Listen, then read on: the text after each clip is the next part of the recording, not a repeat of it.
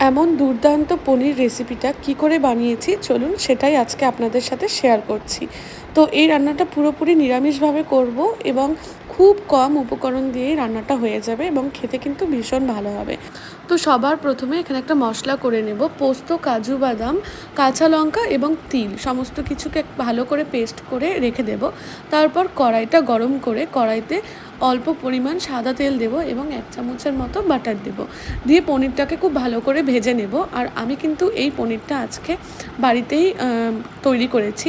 আমি বেশিরভাগ সময়ই যখন পনির রান্না করি আমি কিন্তু নিজেই বাড়িতে পনির বানিয়ে সেটা রান্না করি, কারণ বাড়িতে বানানো পনিরটা কিন্তু খেতে খুব স্বাদ হয়। তো তারপর কড়াইতে আমি আবার সাদা তেল এবং বাটার দিয়ে একটু গরম মশলা সম্বারে দিয়েছি। তারপর সেই পেস্টটা দিয়ে সমস্ত কিছুকে ভালো করে কষিয়ে নিয়েছি। তারপর এখানে দিয়ে দিয়েছিলাম কিন্তু টক দই। সমস্ত কিছুকে ভালো করে মেশানোর পর আমি সামান্য চিনি এবং জিরার গুঁড়ো দিয়েছিলাম আর স্বাদ মতো নুনটা দিয়েছি।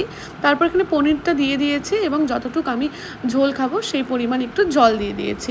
তারপর সবার শেষে এখানে একটু গুঁড়ো গরম মশলা ছিটিয়ে দিয়েছি। আর বিশ্বাস করুন রান্নাটা কিন্তু ভীষণ সুস্বাদু হয়েছিল।